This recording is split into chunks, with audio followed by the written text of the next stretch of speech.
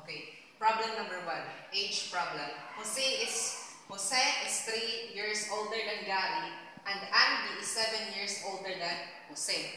If the total of their ages is 76, how old is Gary? First, we were going to let X, which is the age of Gary.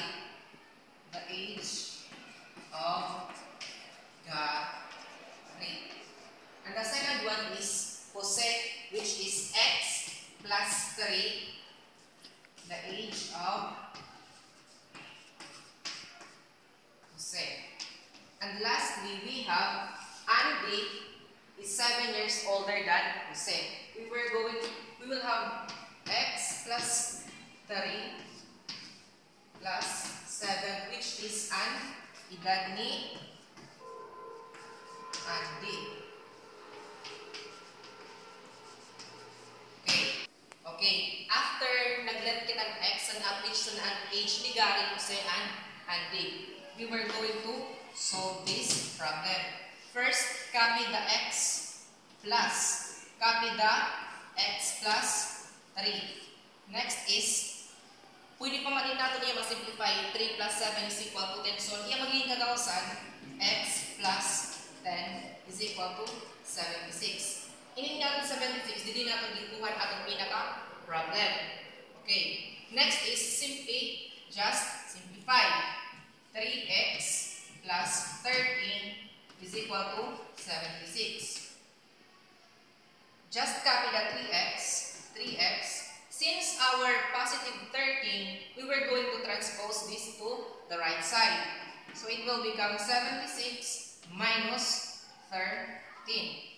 Okay, nakakasunod. Okay, after that, just copy the 3x. 76 minus 13 is 63. Okay, divide both sides by 3.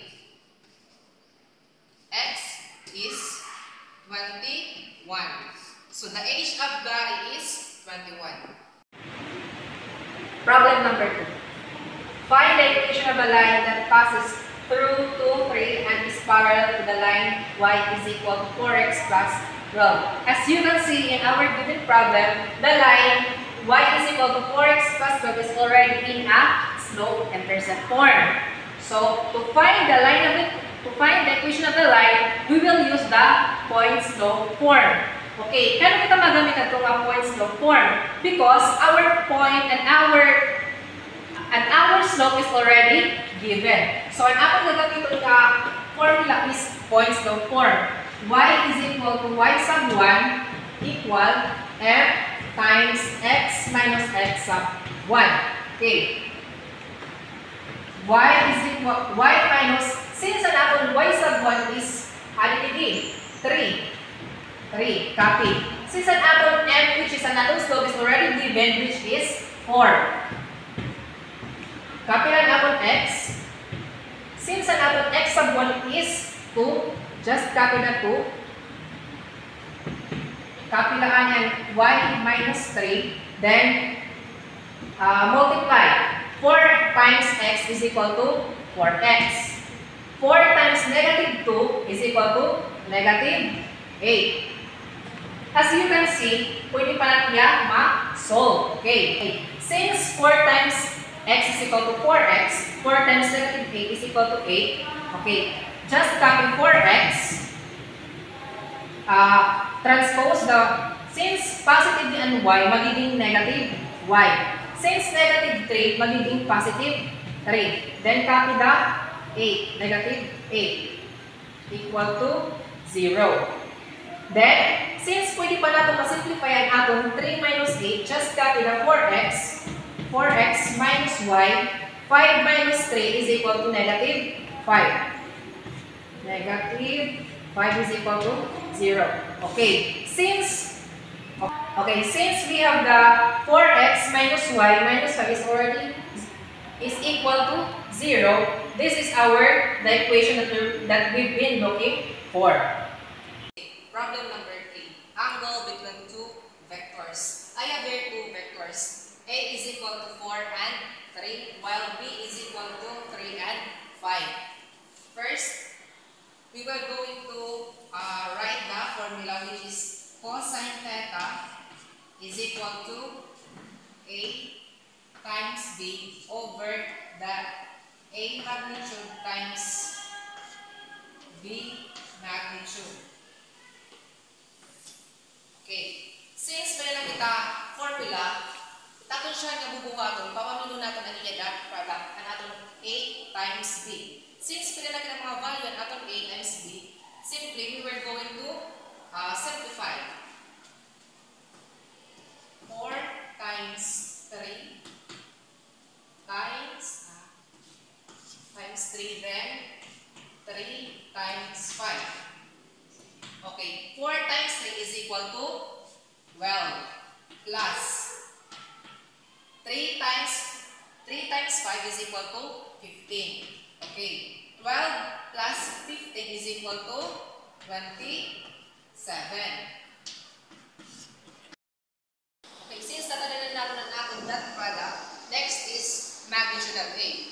So our magnitude of A is equal to square root of A plus A squared plus B squared. Makita kita natin ng given value. Square root of 4 squared plus, ano itong B is 3 squared. Simplify. 4 times 4 is 16 plus 9. 16 plus 9 is equal to 25. Square root of 25. Since square root of 25 is pwede pa yung ma-simplify. Ang square root of 25 is equal to 5. So may na kita, value ang aton A magnitude. B magnitude is parehas na yung kaniya formula nga gagamiton. A squared plus B squared. Okay. Substitute the given values. Square root of 3 squared plus 5 squared. After that, simplify. 3 times 3 is equals to 9. 5 times 5 is equal to 25. 9 plus 25 is equal to 34. Since 34 is not a perfect square, this is the value of B magnitude. Okay, since nakuha na natin ang value at A times B, tapos magnitude of A, magnitude of B. Simply, magsusolve na kita and simplify na is equal to cosine inverse. Since may nakita mga value, substitute na natin mga value. Since ang natin A times B is equal to 27 over, ang natin A is 5, then ang natin B is equal to 34. Okay, after that, we were going to simplify. Siyempre, hindi kita makapag-solve man-man, so magamit na yung cycle. Okay, our cosine inverse is 22.17. So ang aton with the two vectors is 22.17.